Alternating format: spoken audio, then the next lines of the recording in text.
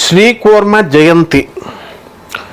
ఓం శాంతాకారం భుజగశయనం పద్మనాభం సురేశం విశ్వాకారం గగనసదృశం మేఘవర్ణం శుభాంగం లక్ష్మీకాంతం కమలనయనం యోగిహృద్యానగమ్యం వందే విష్ణుం భవభయహరం సర్వలోకైకనాథం. ఓం శ్రీ లక్ష్మీనారాయణాభ్యాం నమః. శ్రీ కూర్మదేవాయ నమః. మనకి ప్రపంచంలో మొత్తం విశ్వంలో ఒకే ఒక్క దేవాలయం ఉందండి, ఇంకెక్కడా కూడా లేదు. భారతదేశంలో శ్రీకాకుళం జిల్లాలో మనకి శ్రీకూర్మం అనేటటువంటి గ్రామం ఉంది. అక్కడ శ్రీ మహావిష్ణువు శ్రీకూర్మ రూపంలో అవతరించారు, అంటే తాబేలు రూపంలో. తాబేలు అవతారం అంటాం కదా, అది. ఈ విష్ణుమూర్తి యొక్క అవతారాలన్నిటిని కనుక మీరు చూసినట్లయితే ప్రతి చోట ఎవరో ఒక రాక్షసుడిని చంపేశాడు ప్రతి అవతారంలో, కానీ కూర్మ అవతారంలో మాత్రమే హింసను చేయలేదు. ఇది ప్రత్యేకత. అంటే ఏ రాక్షసుడిని చంపకుండా మనకి శాంతినిచ్చేటటువంటి అవతారము ఈ శ్రీకూర్మ అవతారం. అంటే మనకి రెండిటిని బ్యాలెన్స్ చేసినటువంటి అవతారం. లక్ష్మీదేవి శ్రీ మహావిష్ణువును వదిలేసి కొన్ని సందర్భాలలో ఆమె అదృశ్యమైపోయింది. మళ్ళీ ఆ లక్ష్మీదేవిని తీసుకురావాలంటే చాలా కష్టం అండి. చాలామంది భర్తలకు తెలియదు ఏంటంటే, భార్యలు ఇంట్లో వంట చేసి పెట్టి ఇంటి సామాను ఇంటి పనులు అన్నీ చేస్తే ఆమె విలువ తెలియదు. తర్వాత ఆమెను ఏమనుకుంటారు, ఒక బానిసలాగా చూస్తారు. ఆ పని చేస్తున్నాం, ఎవరికోసం చేస్తాం, మేపుతున్నాను కదా నేను అన్నట్టు చూస్తారు. బట్ వాళ్ళమ్మ వాళ్ళ అక్కలతో ఆడబడుచులతో ఫోన్లు మాట్లాడుకుంటూ ఉంటాడు, వాళ్ళ అక్క చెల్లెలతో, వాళ్ళ తల్లిదండ్రులతో, వాళ్ళ అన్నదమ్ములతో. కానీ భార్య తరపు తల్లితో, అత్తగారులతో, కానీ భార్య తరపు బామ్మరుదులతో, వీళ్ళతో మాట్లాడమంటే కొంతమంది వివక్షత చూపిస్తారు, అంటే డిఫరెన్స్ చూపిస్తారు. ఆ భార్యని ఏమనుకుంటాడంటే, భార్యని తన తల్లి మీద పక్షపాతం ఎక్కువ చూపిస్తూ భార్యను పరాయిదానిలా చూస్తాడు. కానీ ఆ మూర్ఖుడికి తెలియనటువంటిది ఏంటంటే, ఆ తల్లి 30 సంవత్సరాల వరకే పెంచుద్ది, ఆ తర్వాత వచ్చినటువంటి భార్య తల్లి స్థానాన్ని ఆక్రమించింది. నువ్వు చచ్చేదాకా కూడా నీకు పక్షవాతం వచ్చినా సరే నీకు సేవలు చేస్తుంది. నీకు బెడ్ మీద ఉన్నా సరే ఇక్కడ నీకు ఆ యొక్క అసహించుకోకుండా నిన్ను బాత్రూమ్కి తీసుకెళ్తూ నువ్వు వేసే లెట్రిన్లన్నీ కడిగేటటువంటిది ఒక్క భార్య మాత్రమే, చిన్నప్పుడు తల్లి మాత్రమే. కాబట్టి నా గాయత్రియాహమ్మ పరం మంత్రం నా మాతుహు పరదైవతం అన్నారు. తల్లిని మించినటువంటి దేవత లేదు, గాయత్రిని మించినటువంటి పరదైవం లేదు. ఆ గాయత్రియే భార్య, ఆ తల్లే భార్య స్థానంలో మనకి వచ్చింది అని మనం అర్థం చేసుకోవాలి. ఆ అవతారాన్ని చెప్పడం కోసమే శ్రీకూర్మంలో శ్రీ మహావిష్ణువు అవతారం ఎత్తాడు. అంటే ఒక్కసారి అలిగి వెళ్ళిపోయింది అనుకోండి భార్య పుట్టింటికి, నీ మీద తాట తీస్తుంది అనమాట. 498A కేస్ కట్న వేధింపులు. నెక్స్ట్ 494 మళ్ళీ నువ్వు రెండో పెళ్లి చేసుకుంటున్నావు అని ప్రయత్నిస్తున్నావు అని 494 నువ్వు మళ్ళీ పెళ్లి చేసేసుకున్నావురా, చేసుకోకపోయినా సరే దొంగ కేసులు పెట్టేస్తుంది, పోక్సో కేసు పెట్టేస్తుంది. ఇంకా నువ్వు ఎక్కువ మాట్లాడితే చట్టం కూడా స్త్రీలకే అనుకూలం. భార్య ఏం చెప్తున్నాము, కష్ట సుఖాల్లో నేను భార్యకు తోడై ఉంటాను అని వాగ్దానం చేసావు కదా, సుఖాలతో పాటు నీ కష్టాన్ని కూడా ఇస్తానంది. కాబట్టి నీకు ఆవిడ పెట్టేటటువంటి ప్రతి కేసు కూడా ఆవిడే గెలుస్తుంది. కాబట్టి ఆ భార్యను తెచ్చుకోవడం శ్రీ మహావిష్ణువు వల్లే కాలేదు, నీ వల్ల ఏమవుద్దా, సామాన్య మానవుడివి.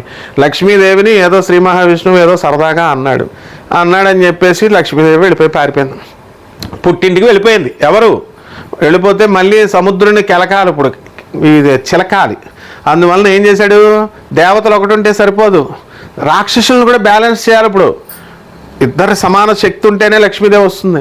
అందుకని వాసుకి అనేటటువంటి సర్పాన్ని తీసుకొని తలకాయ దగ్గరేమో రాక్షసుల్ని, తోక దగ్గరేమో దేవతల్ని పెట్టి చిలికితే మందర పర్వతాన్ని మనం కవ్వం కింద పెట్టారు, మునిగిపోతుంది.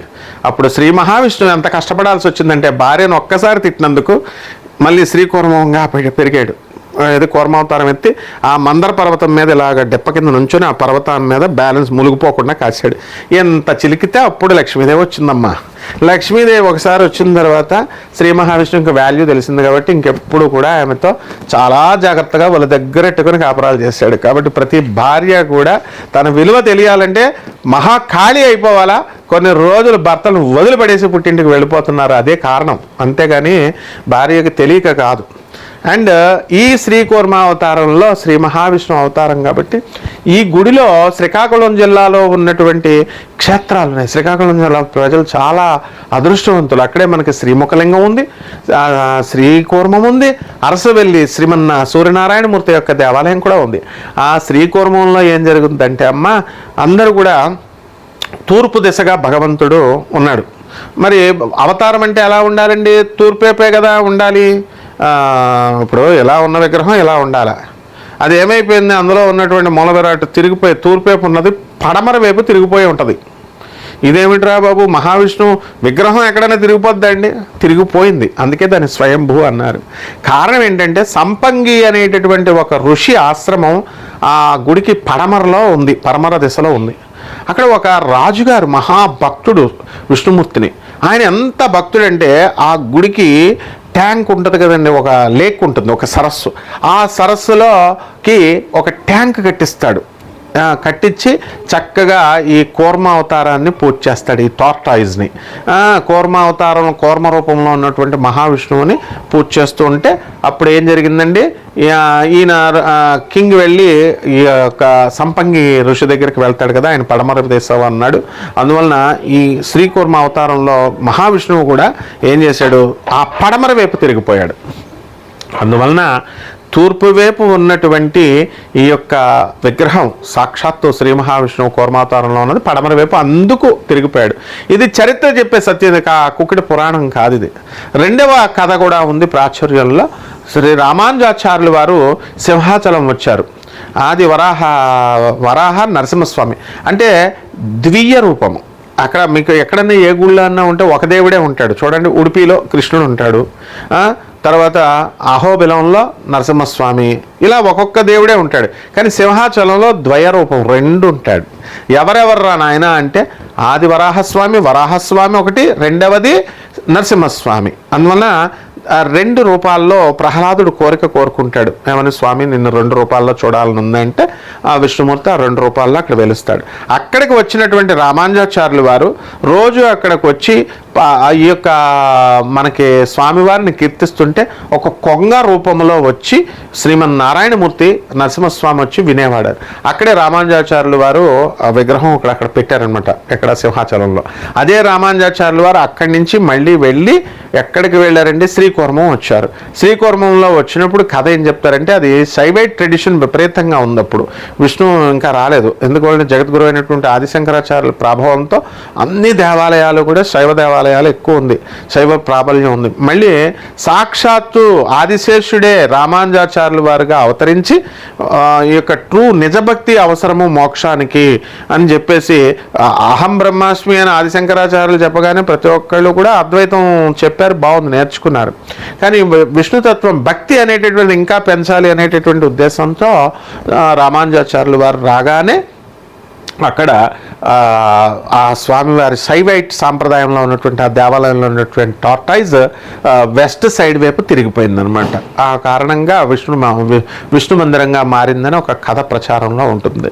కాబట్టి ఈ రోజున మనం ఏం చేయాలంటే, మీరు కుదిరిన వాళ్ళు వెళ్ళండి శ్రీకూర్మ టెంపుల్కి, లేనటువంటి వాళ్ళు శ్రీకూర్మ రూపంలో శ్రీ మహావిష్ణువు యొక్క స్తోత్రాలు చదువుకోండి.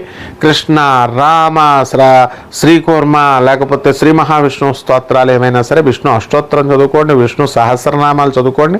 తులసిమాలను కంపల్సరీ మీరు వేయాల్సినటువంటి అవసరం ఉంది. ఆ రోజు శ్రీ మహావిష్ణువుకి ఇష్టమైనటువంటి సంపంగే, జాజి ఆ సీజన్లో పూసేటటువంటి ఆ పుష్పాలు పొయ్యాలా. ఇది ఏ రోజున వస్తుందంటే శుద్ధ మరి జ్యేష్ఠ మాసం. ఇది జ్యేష్ఠ మాసంలో వచ్చేటటువంటి శుక్ల పక్ష మనకి ద్వాదశి రోజున మనకి ఈ యొక్క కూర్మ జయంతి వస్తుంది. కాబట్టి ఆ రోజున మనం చక్కగా వేసి పాయసాన్న త్వక్స్థాపశులోక భయంకరి పాయసాన్నాన్ని కానీ క్షీరాన్నాన్ని కానీ ద్వాదశి తిథి కాబట్టి పెట్టాలి, ఏకాదశి తిథి రోజున పెట్టకూడదు. కాబట్టి ఈ రకంగా శ్రీ మహావిష్ణువుని పూజ చేసి నీరాజనాలు, మంత్రపుష్పాలు అన్ని చదివి స్వామివారికి అన్ని రకాల సేవలు చేసుకొని అపరాధ క్షమాపణ స్తోత్రం చేసుకొని అనిదా శరణం నాస్తిత్వమేవ శరణం మమ తస్మాత్ కారుణ్య భావేన రక్ష జనార్దన అంటూ ఆ స్వామివారికి చెంపలు వేసుకొని చేసుకుంటే మీకు ఇహపర సౌఖ్యాలు వచ్చి లాస్ట్న వైకుంఠం, గోలోకం, మళ్ళీ మనకి ఇంకోటి ఏంటి సాకేతం వస్తుంది. ఇది కనుక రాకపోతే మా గురువుగారు అయినటువంటి చాగంటి కోటేశ్వరరావు గారిని అడగండి. శుభమస్తు.